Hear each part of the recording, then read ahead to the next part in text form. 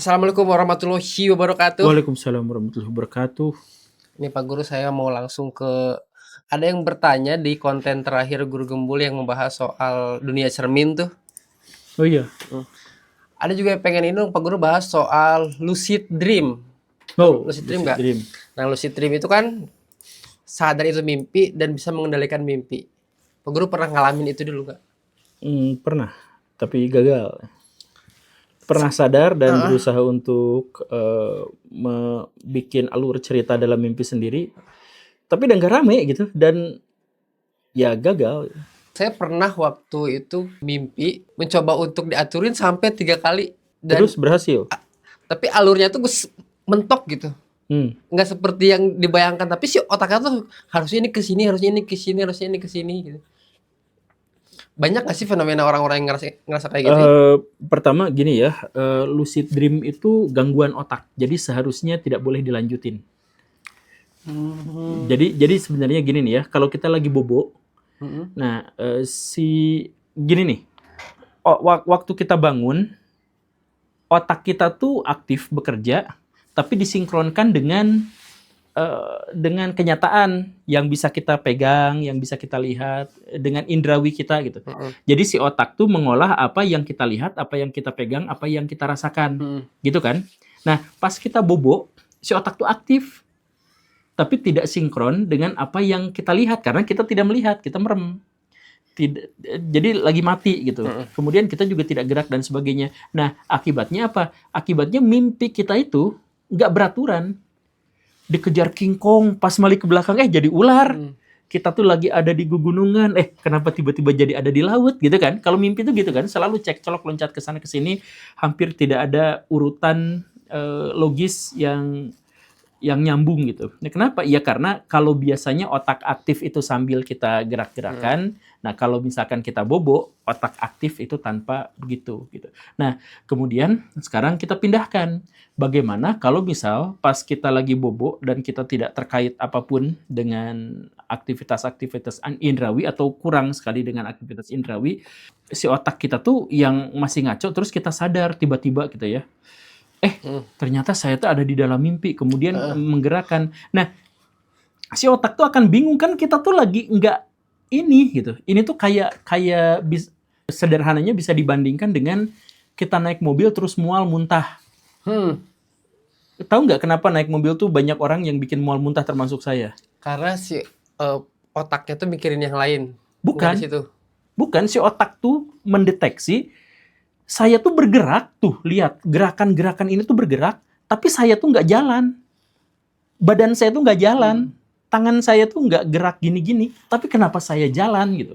Nah, si otak itu akan memahami, ini saya sedang dalam kekacauan, dalam halusinasi, dalam mabok, muntah gitu. Reaksi otak itu kan muntah, karena misalkan menduganya bahwa ini adalah keracunan atau menduganya apa, jadi dia tuh harus muntah gitu. Kan begitu.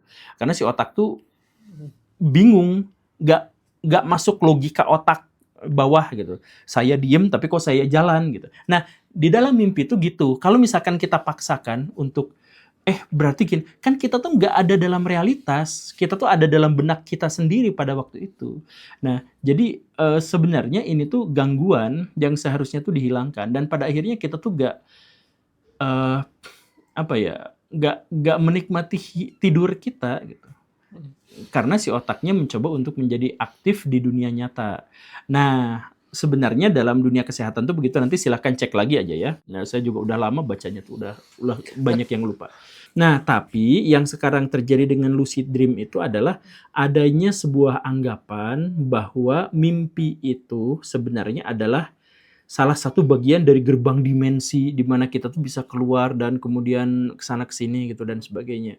Makanya kemarin dulu tuh saya pernah ngobrol dengan seorang pakar lucid dream yang dia tuh sampai bisa datang ke mimpi orang lain kemudian iya datang ke mimpi orang lain kemudian ngecek kebenaran.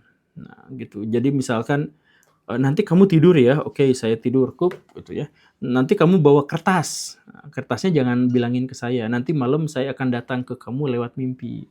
Nah, pas dia sudah bisa mengendalikan mimpi, akhirnya dia datang ke orang itu, terus lihat ini kertas gitu, itu lihat oh nomornya 84 kalau nggak salah gitu ya tebakan dia, dan ternyata benar 84 gitu.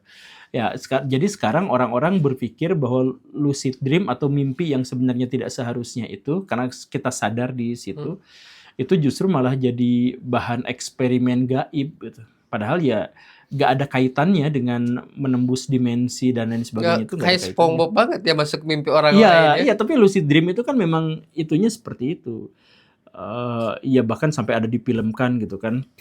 Tapi konsepnya seperti itu. Tapi intinya nggak mungkin seperti itu gitu. Jadi ya kalau kayak yang di film mana itu teh, yang dulu teh, yang kita masuk mimpi orang lain untuk ngambil duitnya dia gitu, atau untuk Aku nipu ingat dia. cuma nonton SpongeBob doang. Gitu. Saya tuh lupa mimpi apa itu, film apa itu teh. Iya, tapi yang itu lebih masuk akal. Tapi kalau misalkan kita membayangkan bahwa kita bisa tidur, kemudian kita sadar di dalam mimpi bahwa kita sedang bermimpi, kemudian kita itu tuh tidur kita tuh lagi nggak enak gitu, karena Inception. Nah, ya Inception. Langsung googling ya. Iya. Ya Inception, ya. Ya karena keterangannya di sini juga kalau misalkan lucid dream itu menunjukkan bahwa tidur kita tidak berkualitas. Iya, betul. Kurang Tidak baik. tidur terputus. Tapi mimpi itu yang bikin sebel dari mimpi itu adalah kalau misalkan kita ada apa namanya, tiba-tiba misalkan ketembak nih atau jatuh, deg-degannya itu nyata tapi si lukanya nggak ada. Sering ngerasa gitu nggak? Misalkan tragedi lagi perang-perangan, ketembak atau kepukul. Kalau itu dibalik, kalau itu kebalik. Jadi sebenarnya tubuh kita memang membutuhkan shock. Nah, makanya dia ciptakan mimpi itu. Jadi bukan mimpi itu jadi bikin sakit. Jadi misalkan gini, yang paling umum terjadi mimpi itu adalah dua yang dialami oleh seluruh manusia di seluruh dunia. Mimpi lari dikejar-kejar sama mimpi jatuh. Gitu kan. Benar kan? Nah, itu tuh ada kaitannya dengan kesehatan. Jadi misalkan mimpi lari itu karena jantung kita tuh berdetaknya terlalu lemah saat tidur. Dan si otak menganggap bahwa aduh ini bahaya nih. Kan memang kalau tidur tuh napas kita lebih lambat kan, metabolisme tubuh kita lebih lambat gitu kan. Kemudian jantung kita juga lebih lambat. Nah, tapi kalau lambatnya terlalu lambat itu juga kan bahaya. Nah, makanya sama si otak dibikin gimana caranya biar dia bisa lari-lari gitu. Oh, itu yang mengatakan bahwa tidur itu sehat, sama seperti berarti kalau mimpi basah juga itu adalah salah satu proses alami. Iya, itu alami ya. menyesuaikan. Iya, jadi si tubuhnya memang membutuhkan untuk pembuangan itu gitu. Begitu. Nah, termasuk juga mimpi jatuh gitu. Itu mimpi dikejar anjing. Nah, mimpi dikejar anjing itu sampai ada penelitian itu tuh pasti gara-gara kita tuh punya gangguan jantung. Kalau kita mimpi dikejar anjing tuh. Dikejar anjing sampai ngos-ngosan gitu. Keringetan gitu pas bangun kayak gitu. Jadi Tapi dengan mimpi juga banyak orang-orang yang pada akhirnya tadi Pak Guru juga sempat nyinggung bahwa ini tuh disangkut pautkan sama gaib, sampai ada buku tentang tafsir mimpi. Apa itu emang akal-akalan juga orang-orang pinter atau emang sebenarnya ada sih gitu-gitu? ada beberapa kaitan kecil, tetapi kalau untuk jadi sebuah buku tafsir mimpi itu berlebihan. Tapi ada beberapa kaitannya seperti tadi itu. Jadi kalau misalkan kita mimpi dikejar-kejar anjing gitu, kemudian ada orang curhat ke kita, aduh saya mimpi dikejar-kejar setan itu ngeri banget. Kita bisa aja langsung nembak ke dia. Kamu akhir-akhir ini jarang olahraga atau lagi apa, kayaknya jantung kamu tuh agak bermasalah, detak jantungnya. Nah, kan kita bisa sok-sokan kayak gitu karena memang sebenarnya ada penelitian. Jadi itu pada bagian itu tuh ada kaitannya. Atau misalkan orang pertama yang melakukan penelitian ilmiah secara ilmiah, secara akademis gitu, itu Sigmund Freud, susah banget ngomongnya.